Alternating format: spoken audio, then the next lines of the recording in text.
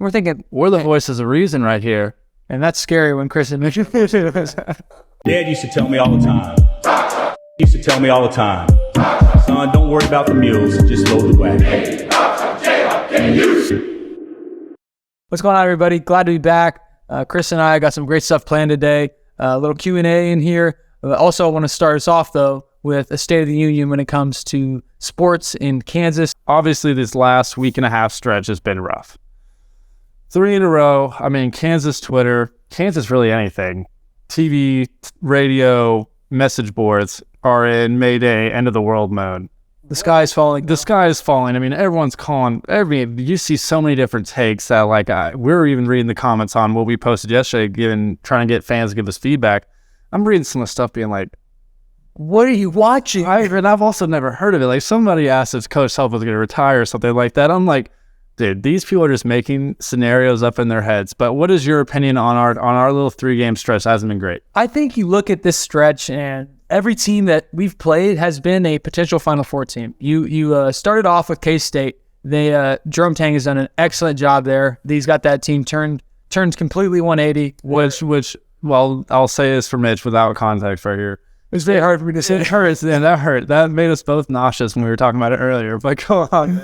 But so they were playing great basketball. There's no denying that. I think you look at their culture in that program completely changed. So I'm excited for the rematch in the field house. Then you go on to the TCU. Of the 3 losses, I think the TCU loss by 20 points is the one that is the most, I don't know if unacceptable is the right word, but it would be worrisome would be my kind of. Yeah, the most worrisome for this team.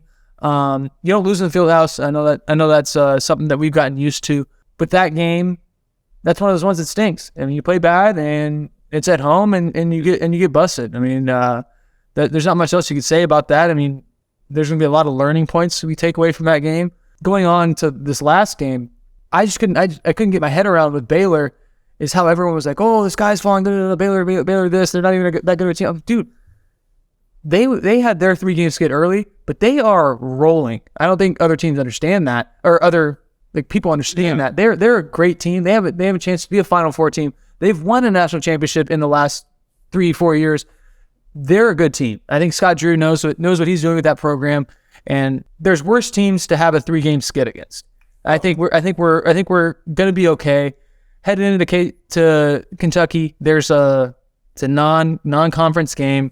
We've always talked about this in the past. Coach Self says, how much do these games truly matter in the grand scheme of things? Yeah. Maybe a little bit more now that we're on a skid. We've never lost 4 in a row with Coach Self. The last time we did, I think, was in the Roy Williams era when we lost 8 in a row. But I really don't think that going into Kentucky that we're going to have much of a extension of the skid. I think the guys are locked in. Just seeing them, how they're keeping them down low on social media, keeping to themselves, and really focusing on what can help them get better is something I think we're going to use to our advantage. And I think so. You look back at these games. I know you already mentioned it. Like there could have been a way worse 3-game skid, but you look at a top 15 matchup at Kansas State away. I know it's Kansas State. We all want to win that game. And we've been so spoiled literally for however long Coach Self's been there, 18 years, 19 years. Like, he wins those games a very good percentage of the time. But if you really look at it critically, those games are toss-ups. You're playing away against a top 15 opponent. Mm-hmm. That's a toss-up game. You lose a good percentage of those. You want to win 50% of them. Obviously, our winning percentage is higher. Yeah, anywhere else other but Kansas, you're getting 50-50. At Kansas, you're going to get an 80-20. Yeah. Oh, yeah. They think that those games, everyone thinks that those games are locks. And as players and as former players, we do too, but it's just because we've been watching basketball. Indoctrinated with the excellence of Kansas. Almost no. I mean, it's been unreal. Like, you think about the close games we won. We have a 70% winning percentage. In games decided by less than 5%. Yeah. 5 points, I mean. Yeah, 5 points. And we won 18 in a row. Unreal. And within 5 points, we won 18 in a row. It's going to end. But, I mean, obviously you said TCU is a big concern. And it's not even because of the fact that we got beat by 20. You don't lose at home. Those are the games you want to win the Big 12. Coach Self always broke it down to us. You win every single one of your home games. If you win every one of your home That's a non-negotiable. That's a non-negotiable. You win every one of your home games, you have a very good shot at winning the Big 12. So dropping one there, especially at Allen, like that one hurts. Now, for context, we've only won every single home game once in the last 6 years, and that was with arguably one of the how should I say this? Not the best Kansas basketball teams, and that was in the 2018-2019 season, I believe. I think that was true. I think we only won like 1 or 2 road games. Yeah, so like you, in that league, in that year, you had to win every home game because how you get it done on the road. So it'll be interesting. It'll be interesting to see how the rest of this season goes. But like we talked about earlier, it's good that this skid is happening early in the season because it gives you time to recover from it and gain a head of steam. Like there's been times in the past. I know it's a long time ago, but in 2005, like when Wayne is his senior year, we had this skid later on in the season. And I think that kind of impacted them in March because it allowed them to kind of stumble a little bit. You look at the other time, one of the other times that we've had a 3-game skid was in the 2012-2013 season, I believe, with, I think that was like Jeff Withy. Travis, Elijah, and that was wasn't that the year that Elijah had like 30-something against 39? Yeah, 39 against Iowa So like State. that team had a 3-game skid, but it was earlier in the season, and then they performed well going into the tournament and played some good basketball. Ended up losing to, I think, Michigan. It was Michigan. Yes. On maybe like outside of my playing time and outside of my brother's playing time at Kansas, maybe one of the most heartbreaking moments. I watched that game I was playing high school basketball. We were on an away trip, and we had like in 5th grade. Don't call me old. I'm kidding. But I wasn't high school. I wasn't high school yet. But we were on a away trip, drove 2 hours, and everybody on the bus knows I'm a Kansas fan, and we're all huddled around the phone and watching this game. And that shot it hurt me to the core. But this kind of is a good transition point into our next topic. Like speaking of these past seasons when we've had 3-game losing streaks, there's never been a Coach Self team to make it to an Elite 8 with a 3-game losing streak, but that has nothing to do with those seasons, I don't believe. Each one of those seasons had something completely different than the 3-game streak affecting it. You have the 2013 when Trey Burke hits that crazy shot, and then you have in 2005 that team stumbled late in the season. They had some problems going into the tournament that caused a little bit of their late season ending. And then you think about the 2021 team, or 2020-2021 team. We struggled late in the season because we had COVID. We had COVID illness. We had a lot of momentum going into the Big 12 tournament. yeah, oh yeah. Do you remember how that played out? So I mean, we obviously hit our skid in the season. We had a very hard time finishing games on the road. No doubt about that. That's kind of been our vice in those years that we didn't, when we broke the streak in 2019, 2020, and in 2018, 2019, and then when we didn't win again in 2020 and 2021, we had trouble on the road, but we got back home. We played Baylor at home our last game of the season. Senior night, Marcus Gare was the only senior, went out, locked up. And beat them by, I think, 15? No, we didn't. I thought we only beat them by like 8 or 10. Either way, it was a decently comfortable win. Yeah, we came into the tournament hot, and Oklahoma had our number earlier in the year, and they were playing really, really well. We go out there that first game. Well, Dave gets COVID before the tournament. Jay Wood after we play Oklahoma, and we have a very good game. We sat off. That team's rolling. Like if we get to continue playing in that tournament, if you think about it, like if we win our next game and then we play well in the championship game, maybe we're not on the seed line. I think it was a 4 seed in the NCAA tournament. Maybe we miss playing. A 5 seed. Yeah. C was obviously just like a monster. A monster of 5 seed. You've got, I think, Evan Mobley. Like, that guy's unreal. Playing great ball in the NBA. And they had a lot of pieces on that team. I mean, I think that Drew, I think it's Peterson. The white guy. Yeah, he cooked us. And you look at him now, he's still cooking in college. Like, that guy was a monster for them. And we ran into a buzzsaw that year. Yeah, and I think you look at that, and you said earlier with the 2005 team, and then you look at this team, it's like it's very, very hard to gain momentum again late in season. Yes, 100%. And it's also very easy to gain momentum again in early season. Yeah, so I think this team is this season is far from being thrown away. I mean, we're only at the beginning of our Big 12 play. And I mean, ideally you don't hit this streak. There's no doubt about it. But if you could pick a time and a place to have it in the season, this would probably be about the most perfect time. And we said it earlier, every team has this bounce back, has this kind of stretch.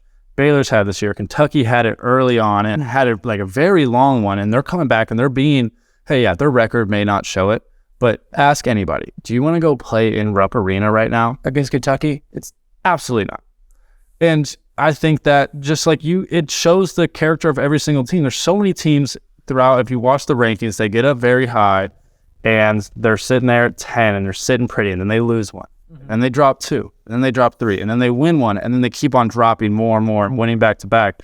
It's really that you can tell who the great teams in the country when they go through skids like this and how they come back after. Yeah. And I think that obviously Kentucky game doesn't matter in the grand scheme of things, as we said before, but this next 2 weeks, we'll figure out who these guys are. Yeah, we can go if we win the next 4 games, we're gonna be in the driver's seat in the Big 12. We'll be in the driver's seat. We'll be top 5. We'll be top 5 in the country. Yeah, but then we start to talk about the opposite side of that. You win 2 of these games, 1 of these games, then you're gonna be questioning, how do we fit? We still have the opportunity if we win 2 of these games. I think we still have the opportunity to be a 4 seed on the 4 line. And still 5 the Big 12 too. But we can still win the Big 12 because it's been so much of a bear. I think we're talking about like there's 4 teams tied for first right now. Yeah. We're tied with TCU for second. Like there's 6 teams right there. If you could name one Big 12 team you would like to, if we were just starting the Big 12 conference play right now, if you could pick one Big 12 team you'd want to go play away, you would pick none of them. The worst team in our league is Texas Tech, and I think all their losses, except for 2 of them, have come outside of. They were a really freaking good team. Do you want to go to Lubbock and go play an 0-9 team? Absolutely not. They were hungry. Like I think this, we talked about this a little bit, but every team in this league, you put them in any other league, and they're going to be a top 2 team. Probably. Oh yeah, for sure. Especially this year. Arguably, we have 6 teams in our league that could be the top team in other leagues, in any other league in America. Oh yeah, and we've said it 1,000 times. We always argue this just because we play in the Big 12. When you see how much of a grind it is and how there's really no easy opportunities, the Big 12 is the best basketball conference in America, top to bottom. Like you're talking about going away to every single game, coming home and playing every single game. That's the hardest conference, no doubt. Mm-hmm. And this is the best I think it's been any. I really do think it's better than at any point that we were in that me and you played in the Big 12. I think it's better. I really do. I mean, there's just so much talent top to bottom. You have every night. There's everybody. We say this. Everybody has a chance to beat anybody in the Big 12, but it is really a factor this year. Yeah. That I think it's gonna add up to a crazy Big 12 champion or Big 12 champion race. It's gonna be insane coming down to those last 1 or 2 games. Just have a 5-loss team this year. Like in reality, you have if you lose 5 games, if you could shake my hand right now and automatically us like being for sure in 5 games, I would feel pretty comfortable in our position in the Big 12 race. Yeah. Unless someone takes off, but I really don't think that anybody's going to pull away because of the fact that hey, I mean, what's K-State's schedule? I think you go at Florida or Florida at home, and then you go play KU at Kansas, go play Baylor at home, or go play TCU at home maybe, or go play Texas at home. It's like, do you want like any of those games? Is like, dang, those are tough games, and like I think we like being in Kansas, you understand like when you're at the top of the pack, everybody's gunning for you. Oh, each and every night, like you're gonna get everybody's best shot, and that is definitely the case for K-State, who's leading the pack right now. And we brought this up before. We actually kind of skipped over it, but you look at the 3 games we lost, and a lot of people are going to start feeling this throughout the Big 12 now as well. When you go play away at one of those ranked teams' places, and we're Kansas, that's the biggest game of the year for them. 100%. And so if you're telling me K-State's not going into Iowa State on Tuesday night when they had their second loss in the Big 12, and going and playing a 14th ranked Iowa State as a number 5 in the country, you don't think that Hilton Coliseum is absolutely jump. Oh my god, The place is going to be unreal. We having played there, the two of us, like it has all the makings of a great basketball arena. Everyone in there can get that place going. Their student section is really, when it's good, it's good. They should laugh at. They should laugh. It's good. They do their research and they bring out stuff that makes guys that they're yelling at smile because you're like, oh, hey, those guys did their research. Like, no, they know my girlfriend's name, my brother's name, and my ex-girlfriend's. They just an ex-girlfriend from my sophomore year of high school. They do it. But so that's interesting. I think moving on now, I want to jump into a little bit of Q&A from our fans and a little bit of hot takes. They did a great job. Sent us a ton of questions, allowed us to really have some more material. So if you want to start us off, hit us with the first of the questions. We got them all written down here. Okay, fancy little. Yeah. Good little sheet. Great handwriting, actually. All right, so he doesn't say so himself. Yeah, this one's fantastic. So this one, honestly, this kind of is brought up not every week, but like it's said every single week, regardless if we're winning or losing. But it's how many times has Coach called the team soft this week? Oh, I mean, there's a lot of opportunity over all the years for him to call the team soft. I mean, I think he's called me soft probably more times in the last 6 years than I've ever heard the word soft come out of anybody else's mouth. That's the first thing that comes to his mind too. Like, when you have an insult and like you have one straight up insult, like Coach Self is soft. Like if he can't think of anything, he's throwing soft out. Yeah. And I don't think Coach Self is soft. I just in case Coach watches this. Yeah, I don't think you're soft, Coach. I'm good. Yeah, I'm all good. But I ran away from that. But no, it definitely. You got to be coaching hard. But at the same point in time, everybody's looking to get back on the right track. Nobody at the University of Kansas men's basketball wants to lose. Like no one wants to lose 3 in a row. Like that. No, it's nothing they want to do. Trust me, they're going to do everything in their power to get this thing back on track. And I think with a Hall of Fame coach and the coaching staff that we have, this is going to happen. The guys are bought in for what I can see. This is the point in the year where it's going to make us if we turn it around. Like it'll look good for us if we turn this around right now. Yeah, and we're later in the season. I mean, like we're not obviously late in the season, but we're at the end of January. So this is when you start tapering off. If you haven't learned the basic stuff, you either taper off or you're getting ready to take off. Yeah, take off. But like the coaching style tapers off. Like, yeah. There's not much he can teach you now. Like he can't go back and teach you the stuff he should have been teaching you in boot camp. Because if you don't get it, then there's no shot of you getting it now. He's not going to waste his time trying to explain that little thing. He's going to work. He's going to adapt and try to work with what he has. That goes into one of the other questions. They talked to us about Ernest and Zuby with their progression. Like what they asked, why aren't they playing more? I look at that and I think of Coach Self builds his trust in you in practice. That's where it all starts. And I think those guys, once they start to play better in practice and they start to show him what he needs to see in practice, he'll let them play more in the game and he'll have the impact of the game more. I think both of those guys have the opportunity to do it. They both have the physical attributes to do it. You look at Zuby and Ernest, both are freak athletes. Both have built their bodies up in the off season. I talked to Ramsey a couple of days ago. He said both of those guys put on 10 pounds. Yeah. Like that's they're big. They're big dudes. Guys. Once they get that trust from coach, and once they start to have that trust in themselves, like having your own confidence is so important in this game. Like, and being a young guy, it's a little bit harder to do, and especially like when you're in a 3-game skid, you're like, oh, like, am I good enough to help us? Like, no, you're good enough. Like, you wouldn't be here if you weren't good enough. So go out there and show it to us. I mean, I'm excited to see what they bring to the game, because I think for us to be our best, we have to have one of those two guys, if not both of them, come out and give us 8 to 10 minutes apiece for us to be a great team. Yeah, for sure. And I mean, going back to the point where like building your trust and talking about the mentality point of it, being at Kansas is very, very mentally challenging. Mm-hmm.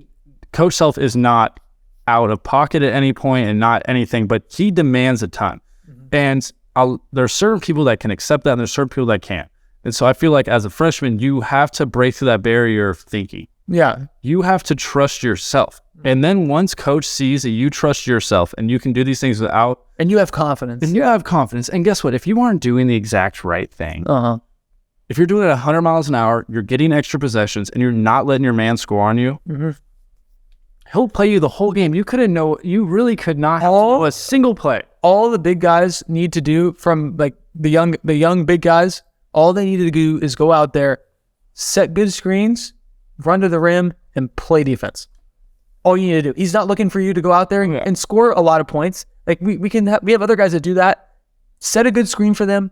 If you set a good screen, you're gonna catch a lob, and then once you catch a lob, you're starting to feel yourself a little bit more. Then you're gonna get a drop off, and you're gonna get fouled, and you're gonna make some free throws, and then you see the ball go in the hoop, and then it starts to snowball a little bit. Yeah, so, I think that also like our fans are very like I'm not talking down bad or down, but it's like everyone expects someone to come off the bench and give us a spark. Mm-hmm. But when they think about spark, they think about, okay, Ernest comes off the bench, has a 20-point double-double.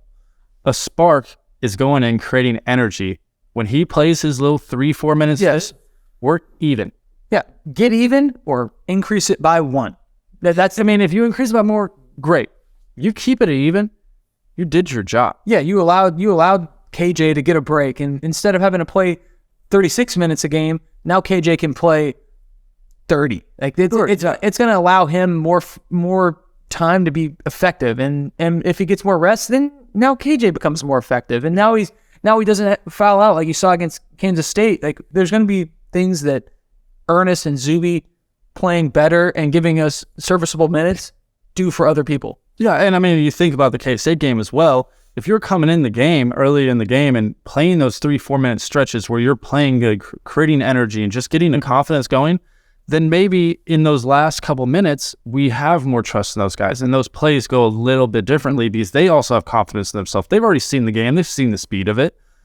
It's different than sitting on the bench for 25 minutes, 35 minutes, whatever it is, and then being put out there, away game, absolutely rock. Yeah. Be like, yeah, hey, let's go get game point. Yeah. No, 100%. That's tough. 100%. Next question. I want to talk about the reffing in the Big 12 this year. What is your? I know you've had some opinions about it. What is your feeling? What is something you think about that, and how do you think that it impacts us as Kansas and basketball in general? So I don't even like to talk about it from a Kansas aspect because everybody. I mean, like I keep on bringing up Twitter, but it's like that's the thing I watch after games. It's like you look at K-State Twitter and Iowa State Twitter and Kansas Twitter. They all sit there and they argue and like, oh, the refs screwed us this game. The refs argue about who complains about the refs the most. Yeah, but I just really think like the rest of the Big 12 had way too much of their hand inside these games, and really like in pivotal key moments, and that's a disservice to not only the teams on both sides. I mean, there's certain parts of the Kansas K-State game that K-State could have broken off a 10-point, 15-point lead, and we got 4 bailout calls. Yeah, and then hey, we climbed back in and we had our shots break away, and then they called another 4. It's like you watch those games. We're top 5 in the country. They're top 12. They're top 15. It's the biggest game we've had in our like little rivalry in a couple of years, and we're gonna watch a 65 or however many 60+ free throw game with 36 fouls. Yeah, I think 3-hour game. That's I don't think though. Granted, you have to ref the rules of basketball. There are certain things, but to an extent, like the game has to be played with some rhythm. Has to be played with some free flow to it, and I think it would be, it's more of a disservice to the game to call so many fouls than it is to let it play. Like, as a player, going into that game in the first 5 minutes how a game's going to be reffed. If you come out and now they call 2 fouls on DeJuan for playing how DeJuan plays, or if they let him play, like then you know. And also like I think a big problem with the Big 12 refs has been that first 5 minutes. Usually you can tell, and it's been so inconsistent. Like they'll let that first 5 minutes they'll play, and then they'll have a 2-minute stretch where they call everything, and then they'll have another 3-minute stretch they call nothing. Or if the calls are 7-2, you know.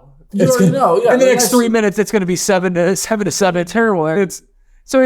I think that needs to be. No, granted, I mean, the refs are all great guys. Like you build a relationship. There's a ton of pressure on them throughout the time you're in college, and they're all great guys. Like nothing against them personally, but I think there needs to be some more flow and some rhythm to it. Yeah, oh no, for sure. Yeah, it's a very hard job. It's very, very. There's a lot of pressure. Yeah, 16,000 people every single night screaming at you that you did something wrong, even though you're trying to do your job. So I get that. Hats off to them. But still, I want to. I had to say it. I had to bring my frustrations out. Who do you think needs to step up the most against Kentucky? Where do you think we need to get that jolt from, that little boost of energy? Is it a guard? Is it a big? Is it the starters? Is it the bench? Where are we at? So I think you look at this, and there's a ton of answers. There's so many answers, and obviously you want the team to play perfect. You can say, hey, I want DeJuan to score the ball more. You can say, hey, I want KJ to rebound the ball more. You can say, I want Kevin to make more shots. You can say, I want whoever. Like, you can say there's so many different options here. But I think that honestly, our biggest weakness right now is just the bench. And it's just because we can't give consistent minutes. I think that you have that one guard off the bench play well and one big off the bench play well. Give at least 20 minutes. Yeah, you need 20 minutes. There's for the 5 starters, or for the 5 people that are on the court at any given time in a game, there's 200 minutes. You need to give 20 minutes from that somewhere on your bench for us to really hit our potential. And I think the guys that have the opportunity to do that, Bobby, Joe, any of the bigs on the bench, whoever steps up, it's going to be one of them is going to step up. They have to. For us to be good, they have to. And not even step up, like we said earlier, not even step up and score. Hey, step up. Hey, get a stop. Get in. Block a shot. Ernest, if you get in, or Zuby, if you get in, if they can guard Oscar one-on-one, change the game out. Oh my God, the game being not over, but yeah, changes the game. They're 10 points worse. And it allows KJ to get some rest, and it allows him to not be put in positions where, oh, I'm tired, so now I swipe at a ball instead of going to try to block it. Now I have another foul. Like it gives us the ability to do a lot more stuff out there on the court. Yeah. Oh, for sure. That's all I got to say about that one, actually. Next question. Let's see. Here's a good one. This is a little interesting. One of the questions we were asked when we posted this on social media is, what do you think of allowing mid-season transfers and playing immediately? So I'm against it. I'll let you say your opinion first, and I'll rebuttal off of it. But I'm completely against it. I think that the whole NIL stuff's a mess. I agree everyone should get paid, but there's certain things that are loopholes that this would just cause an absolute shit show. Yeah, because you imagine, like, think about this. Like, it would be great if we got some guys and they came and played well. But what happens when a guy leaves from Kansas? Like, whoa, we think I would like to think that wouldn't happen. But if it happened, everyone would be up in arms and say, "Oh, this is horrible. Why could this happen?" Yeah. So there's some give and take to it. I think people should be allowed to transfer, but I don't think they should be allowed to transfer mid-year, unrestricted free agent. And you have a guy that played on Kentucky, is now playing on Duke. You know what I'm saying? Like, there's some things to be said about that. NIL is a crazy world. I think it's a good thing people are getting paid. I think it's a good thing. I think they're getting compensated for their name, image, and likeness. But at the same point in time, there needs to be some restrictions on it that allow for us to not have that happen. For sure. And I also think that everyone thinks in a perfect world, hey, we're just missing this piece. We're just missing, hey, if we got Oscar on Kansas, we'd be great. You got to think that, hey, sometimes that's not going to work out. There's going to be, and that's going to happen a ton, because college basketball isn't like the NBA where they know it's a business. They know, hey, if you're trading for a veteran guy in playoff time, you know, as a veteran guy that knows how to handle himself in the locker room, knows how to sit there and go over the film, go over the plays, learn all the schemes. Like, I think that's a thing that people don't realize, that there's a ton of schemes, ton of defensive stuff you have to come in and memorize. And I think a lot of people would transfer out, and everyone would think it was great.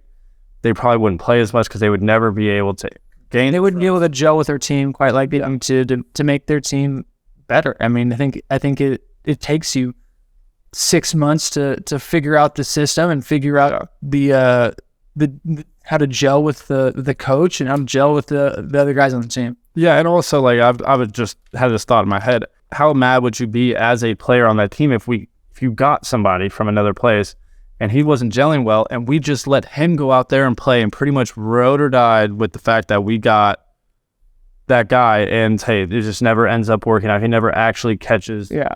So there's a lot of things from a team standpoint that's not quite I don't think that's a great way to handle college basketball, and I think that it would be doing a disservice to the guys on the team that have been there since day one and since the beginning of the season and putting in that work. And I would say it would be very entertaining to watch that though. Like, at second semester, be like, okay, like, Kansas just so we have a trade. Like, if it was a college trade deadline, but free agency deadline, where people could just like, that would be absolute elite media. That is so much fun to watch. But yeah, as Woj bomb, here it comes. As a team aspect of it, like we're thinking as for Kansas, like I would never enjoy that. Yeah, no. All right, let's move on to this next one. Next question. It's more of a hot take, and we were asked, have you heard rumors of the Coach Self retiring? What have you heard about that, Chris? That was the only thing I've actually heard about that. When we were reviewing all the Q&As and stuff we got, that was the first time I've heard that take. Yeah, I hear that, and I see that question, and I think Coach Self is a competitor. I think he wants to go out there and give his team the best chance to win and do it for Kansas. And I really, what Coach Self's going to do is what he wants to do. And I think he loves basketball and he wants to impact the lives of the guys on his team. And he's got a great staff and of people around him. He's got a great administration. So, I wouldn't think that he's going to. But an interesting kind of spin off of that is, do you think Coach Self, if he wins a national championship in the next 5 years, do you think he would retire off of that? I would say that's more likely than having a bad year. Like you said, he's a competitor. The chances of him retiring, and this is obviously like all speculation, like we have no we have no actual information. This is all just because we know Coach Self personally. I would give him better chance to retire after a national championship than he would after a bad season. He would never consider that, simply for the fact that he would never be able to live with the fact that he walked away being, in his mind, remembered by that season. So would you trade a national championship, but knowing Coach Self would retire after? Dude, that's so hard. That's so hard because there hasn't been a coach besides like John Wooden and Coach K, and Coach K later in his years started having his down years or whatever, who's been as consistent as Coach Self. Would I give up that consistency for another national championship? I look at it like this. I think Coach Self, if we did win another national championship, he deserves to make whatever decision makes him happy. Now, if that's he gets to hang out with his grandkids more, then good for him. And if that answer is he wants to coach another 10 years, then I think the University of Kansas would love that. Oh my God. Every fan would love that. But at the end of the day, I think a national championship are so sought after, and I think they're so important. If he gets 3, he's already in rarefied air right now with his 2. If he gets 3, he's easily a top 3, top 5 coach of all time. I think it's impressive already, but adding another one to it would just be so special. I think, obviously we're biased. I think he's a top 5 regardless of it. Yeah. This question was asking, like, the 5 years, would you take one for him to retire? Do I want Coach Self to win a national championship again? Yes, I would. Do I want him to retire? No. So that's the problem. Like, I don't not want him to win a national championship. If we could win one every single year for the next 15 years and have Coach Self as our coach, I would say yes every single time. I only want to win that. Like, when you come to Kansas, you think about one thing. Obviously, you love to win the Big 12, but that to you is honestly like a right to go. It's not a right. It's a requirement. Like, you have to go in and put the work in to win the Big 12. Like that. Yeah. It's almost non-negotiable. Non-negotiable for us. Yeah, you win the Big 12, and so when you come in, that's your expectation. But your goal is to win a national championship. You ask everyone who comes in here, anyone that Coach Self would recruit and have in here is never going to say, "I want to be a first-round draft pick next year. I want to be the Naismith Player of the Year." Like, no, their answer to that question is what you want is a national championship. There's a reason we break down every huddle with Natty Champs. Like, we're trying to win a national championship. We're trying to go out there and give something back to the university that's done so much for each and every one of us, and to the fans that have done so much for us as well. Yeah, 1,000%. Yeah, just the consistency with Coach Self. You never know what you're going to get out of the next hire, regardless if it's a great hire or not. But if this man could live to infinity, I would have him as Kansas basketball coach for the next million years if it was possible. Good question coming up here. Big 12 team you have disliked the most, and you can't say Kansas State. Which is probably both of our answers, but outside of Kansas State, who do you not like? I think this is the easy one, Texas. Yeah, Yeah. I mean, you honestly, if you're gonna say K-State, like don't include K-State. You gotta say don't include Texas, because that's like, I mean, when I saw that question, when I saw no K-State, like I immediately thought Texas. Like when we lose to Texas, it's horrible. It's horrible. I mean, and we've lost down there a couple different times. They've always had good teams, and I just can't stand losing to Texas. Oh my God. I mean, yeah, I hate Texas in general. I hate losing them in football. I mean, obviously we didn't have a shot for a while, but beating them in football was like The best, dude. That was so much fun. the best. But Shout out Jared Casey, baby. yeah, shout out Jared Casey for that one. If you think about it, when we lost to Texas at home, when was that? That was 2019? That was 2020, 2021. We got ran by them at home. Okay. And that was a COVID year. God, that may have been one of my least favorite losses to Kansas. Yeah, no, gosh, that sucks. I can't stand losing to them. I mean, even one of our coaches went there, and then we had our strength trainer went there, and then that just I don't know, that puts the nail in the coffin for me. I just couldn't stand over that. They're taking our people, and I hate losing to them, because whenever you go down there, they're always trying to get on us pretty hard, and I'm not a fan of that. And I think that if we can handle business against them this year, I'll be a way happier person. Oh yeah. I mean, it didn't take much. I mean, they did take two of our coaches, a strength coach and assistant coach, but they were pretty high on my list anyways. Before that, they're very high, so they just confirmed themselves in the top two. Yeah, for sure. So the next two questions we got, this first one, it says, seems like the spacing and movement of the offense has been off since day one. Do you think this is because we lack a 5-man? And the other question, which is very similar to this, so we're going to do them together, will not having a true big man hurt us down the road? I'm gonna go first. I really do think we have a true 5-man, and I think it's Ernest and Zuby. And I think that they have to come into their role. It's not like we don't have them. They're there. They just have to play more confident, like we stated before.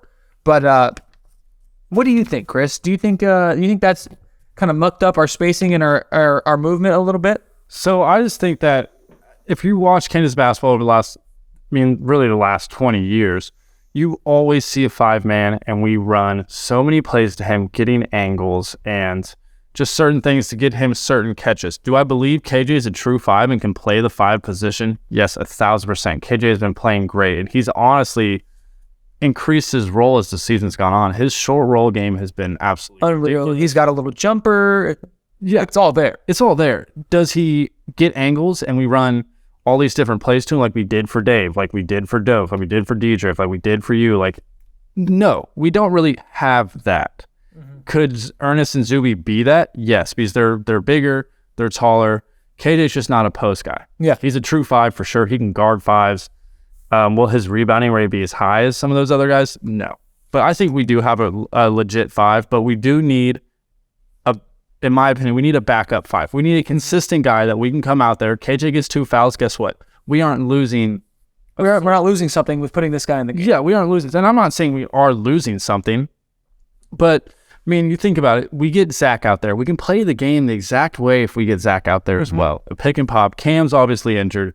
Zuby and Ernest are just going to give you the most traditional Kansas look. And they are very large guys that if they can just figure out to play defense and sets good screens and not be in the way on offense, then we'll be in a better spot. They're a 0 points, 10 rebound guy, and they're the best player in the game type of person. Yeah, and everyone's talking about them after the game. Yeah. And it has nothing to do with offense. It has all to do with defense. Yeah. So I think looking forward to this Kentucky game, it's going to be important to see who can go out there and who can give us a look against Oscar, who is one of, if not the best big guy in all of college basketball. He was great last year against us. They really whooped us in the field house, and I think that there's going to be a little something added to this game just because what happened last year, and we're looking to break this 3-game losing streak. Yeah, and back to this questions about the 5-man. Yeah, we're definitely going to find out on Saturday. Yeah, like there is no doubt he will figure out where we stand big guy wise on Saturday. We have absolutely no choice, and we had Dave and I last year, and Oscar really he gave it to us last year. We didn't play our best basketball, and it hurt us. But that high caliber of a player, and he's not the most skilled man in the world. He tries so dang hard. He tries so hard. I swear it's a talent these days. Is if you try hard, that's a talent. Oh my God. Oh, yeah. I mean, he goes out there and he competes. He's going for every board. Like that's like playing against a guy like that is Exhausting. it's exhausting. It's almost like, damn it, like here he goes again. Like you can't just you can't take any plays off. He's gonna go try and rebound every single time. So we'll see. I mean, he's gonna work to angles against some of our bigs, and he's gonna try and push it up the lane and get the ball thrown over the top to him. So I'm excited to see how it turns out and see the game plan that coach has for them. Yeah, and also it's like, you talk about the angles, you talk about just sitting there and back people down. Really, it's the wear and tear on these guys. Yeah.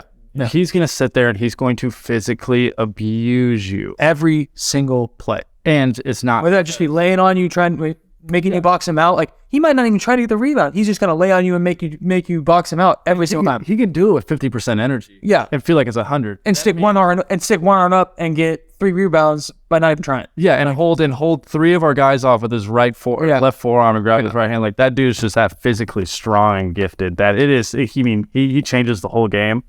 We're gonna find out. We're gonna find out a lot. There's not gonna be another big guy we play unless we go play Gonzaga. That's gonna be at any kind of level that Oscar is. Yeah, for sure. Close. For sure. I completely agree. All right, so we're gonna go to our last question, the Q&A. How do you keep the team morale up in a stretch like this? And what do you think it is like in the locker room? Right? So having been in these situations, both of us have played on a team that lost 3 in a row.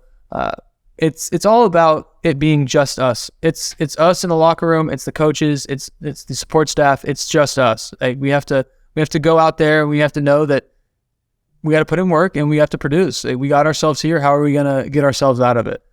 With being in these situations, it's all about leaning on your leadership, leaning on the older guys in that locker room. And I think that we have some great vets in there, whether that be DeJuan or Jalen. Like there are guys, Jank even. I mean, the guys that have been around and seen a situation where it hasn't been as bright as others might hope it would be. But I think it's all about leaning on your leadership. And hey, the morale in the locker right now is probably very low. But that's the challenging and greatest part about this. You were at rock bottom. What everybody's going to do in that locker room, regardless if you play a minute, regardless if you're a coach, regardless if you're a trainer, whatever aspect on the team, managers, everybody, they're going to look themselves in the mirror. If they're the Kansas basketball team that I know, all the guys that I played with last year, that we played with last year, and the culture that Kansas has, they're all going to look themselves in the mirror and they're going to ask themselves, what can I do? What can I do more? Yeah. And at the end of the day, that's all you can ask for. Yeah. I mean, if everybody gives 1% more in that locker room, we're going to be so much better. And I was sitting there thinking about how many guys are on the team, how many coaches are in the locker room. Yeah, no, I was like, we're going to be 36% better. No, that was too much. I've been out of college for like 6 months now, guys. Then give me a break. But I mean, also we're like, you can't get any better by always going up. You cannot get better by just always having it be good all the sunshine. Yeah, rainbows. Everyone's getting pats on the back. Good job, buddy. It's like you learn the most about yourself through adversity. I mean, and this is a little adversity, and as Jocko would say, good. We're having some adversity. We've lost in a row. Good. Yeah. How are you gonna do in the 4th round? So we're looking to go back out there. We're looking to take this and we're gonna use it to make ourselves better. So there's some positivity to that, and I think not everything is negative in the locker room. Everybody's thinking of, okay, well, this bounce back is going to be crazy. Well, that's the only thing that. Well, this bounce back is going to be crazy. Like that needs to be the look that I think our fans take as well. I mean, keep supporting the guys, keep giving them you guys' love, and they're gonna represent you well. And I mean, teeing off on that point, it's like, yeah, hey, we lost on Saturday away. But we lost on Monday away. Yeah, that was terrible. They got back on Tuesday. Tuesday was a draggish day. Wednesday was a draggish day. By Thursday, we're completely moved on. But we're also sitting there and we're reading they're reading every one of the tweets. Yeah. They're reading all the news. We're using it as motivation. But at the same point in time, like, we're taking all the good things from this and we're leaving all the bad stuff behind. Yeah. The sun came up the next day, as Coach would say, and we're moving on. And now we're the guys that get to go out there and be like, I mean, I'm sure like Coach Self does all the time. Like, he'll sit there and read a quote and he'll just like look at everybody and give them a little smile and start laughing and be like, God, this is gonna be fun. Like, yeah, like he takes something that somebody says and he sits down to our film session and says, "Hey," and reads off the quote and looks at us and says, "Okay, we can either sit here and keep getting beat on, or we can flip the script and laugh at them in 2 weeks." So I'm excited. I hope it's the latter. I hope we're sitting here laughing at the people that were telling us, "Oh, Kansas is going to finish mid of the pack," and we'll see. Mid of the pack. Yeah, we'll see. That's a bunch of BS. But okay, now let's leave all the bad stuff in the past. We've all dwelled on it for so long. We're 4 days removed almost from the last loss, and there, as much as there's bad to take away from each one of these games, there's good in it too. Yeah, for sure, 100%. You look at Jay Will. I mean, the dude, he had his little slump. I wouldn't even consider it a slump. You really look at his numbers, you'd be like, yeah, I'll take that from anybody. Double digits and 6+ rebounds, 8 rebounds, whatever it was in his little slump. His slump was like 18 points a game. Like, wow, I wish my slumps looked like that. Yeah, he was shooting 40% from the field, so everyone's gonna cry. It's like, yeah, it's not a big deal. But in these last 3 games, I mean, dude, he's the Naismith Player of the Year. If the season ended right after these 3 games, like he's putting up great numbers. I think you look at another positive is Gradey. He struggled in the first 2 of our skid, and then we really brought it on in this last game. I think he's getting some confidence back, and if you get Gradey giving that secondary scoring, and then you get guys like Kevin McCullough and then DeJuan to start having a little bit more confidence on the offensive side of the ball, then I think we're gonna be a great spot. I think Jay Will is playing unbelievable basketball right now. Unbelievable. I think Jay. I mean, we're forgetting about KJ. Yeah, we're forgetting about KJ. The dude's out there guarding guys that are 6'11" and 6'10" and playing his butt off. And what is he averaging over the last? He's producing offensively as well, which is something that I don't think Kansas fans were like, "Oh, KJ's going to be out there and be an offensive weapon." I'll admit this right now. I love KJ. I love the way he plays. I love that grit grind. If you would have told me the man would be averaging like 16 or 14 through Big 12 play at the beginning of the year, Big 12. I don't care what it is. I'm kidding. I would have been like, okay, yeah, all right. What's going? I am KJ's #1 fan. Oh, yeah. I think he's done a great job for us. I mean, his jump from freshman to sophomore year has been comparable to that of like Cole Aldridge and guys like that. Very, very rare. Who have really taken that jump and taken their teams to the next level. And I think if he continues to give us this spark, I mean, I don't know if he's going to be around for another 3 years. I think he has the talent and the skill to go play professionally. Yeah, and let's take a closer look at Gradey as well. He was an incoming freshman, and I mean, dude, he's a 5-star basketball. We got a ton of questions about is Gradey going to be a one and done? Do you think Grady's a one and done? I'll say my answer. I think Gradey is a phenomenal basketball player. I think he has the ability to play in the NBA next year. I think he will make a lot of money playing in the NBA next year. I think he should play in the NBA next year. I want him to play Kansas, but if he continues to play at the level he's playing, and he shoots the ball so pure. I mean, yeah, it's really up there, him and Svi, on who's the most pure jumper from Kansas. It's just so fast. I mean, I've seen stuff with CJ Moore on how he breaks down the game, and teams completely shift to him. They're so worried about him getting a quick shot off that they're leaving other guys easy opportunities. So I think that impacts the game a lot. I think it's similar to how Svi did, but Svi was doing it in his senior year, whereas Gradey is doing it as soon as he walked in the door. So yeah, I really think Gradey can play in the NBA next year. I hope he does, but at the same time, I want him to play Kansas again. It'll be interesting to see how much NIL impacts that, because there's guys that are playing in college that are making more than they would make on their rookie contract. I think yes, but at the same time, I don't think many of them are lottery picks. I think that Gradey is a lottery pick. If he maintains his play that he has had over the beginning of the year, I think he'll be a lottery pick, and I think he should for Gradey go play in the NBA. Yes, and I think that the Baylor game confirmed the fact that he should be a lottery pick. Yes, those non-conference games, yes, they're hard. We have a lot of great competition. But in the Big 12, that's when teams scout you. That's when we run. Those are the games that NBA GMs look at. Yeah, we have run the same plays for however long. Uh-huh. If we run L down, they're gonna know that. Yeah, Oklahoma State's going to know that. Boynton's coached against us however many times. Like, he's going to know that play. So can Gradey speed himself up in his movements to get open without the ball and be able to set himself but not be rushed in his shot? Yeah. I think that was what was proven against Baylor. I think before, his shots never looked bad, but there were sometimes they looked hurried and they just weren't going in.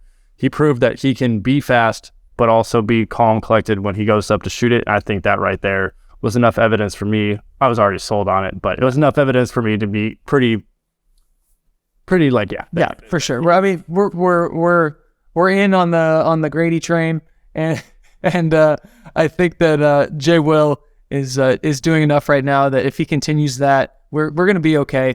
Things are great. If any other university in America is having a season that we're having, I think they're happy with it. And and Kansas fans need to be understanding of not everything's going to be sunshine and rainbows. We need to have some adversity. There's without any pressure, there's no diamonds. So I think that we're building some diamonds right now, and hopefully we can make a deep run into March and give ourselves a chance to compete for another championship. Yeah, you sum it up perfectly. Hey, moral of the story, yes, it was terrible. Did it make me want to crawl into a hole and cry after each one of those losses? Yes, equally as much on each one of them. I just think, I think being in Kansas, you hate losing, and it's instilled in you. Yeah. But at the same point in time, sometimes you're not gonna win every game. Yeah, and I mean, we expect to win. The sky's not falling. Things are gonna be okay. And I also think that, after those losses, your emotions are flying high. Like, don't think that some of the stuff that we got asked, some of the stuff I saw on Twitter, I was kind of thinking, People were tweeting with emotion. Like, and now we're all taking a step back. we're thinking We're the voices of reason right here. and that's scary when Chris mentioned it. But hey, we're take a step back, think about it. Everything that becomes great never comes from something that's great already. It always comes from something that at some point was bad. You got to bounce back. Yeah, it was profound. Hey, I've become a philosopher in my time. It was something that became great. It had to be worse before it started. Put it on a poster and hang it. Quote me on that one. But in all seriousness, I appreciate y'all tuning in.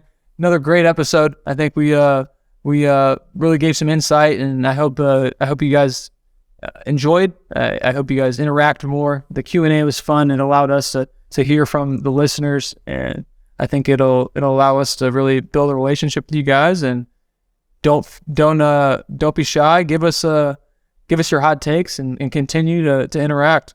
Yeah, hey, we love this episode. It was a lot of fun. I think we're going to do this probably once every episode from now on. We'll try to get guys on the team, obviously, as much as we can, get their insight. But this is very fun. I think it also answers a lot of questions. So whenever you guys have stuff, don't be tweeting mean, terrible shit at us. But give us your thoughts. At the end of the day, I mean, this is about you guys. And we're trying to give you guys the inside look that you're looking for and the inside scoop on what it means to be a Jayhawk and what each game means. So. And what's up? Yeah, we aren't all right. We aren't Dr. Basketballs over here at all. But we have a little bit of insight, and we know the way that certain things are working, so we can ease some concerns. But hey, thank you guys for tuning in. It's been another episode of Rock Chalk Unplugged with Chris Tehan and Mitch Lightfoot. Catch you next time, baby. Rock Chalk, baby.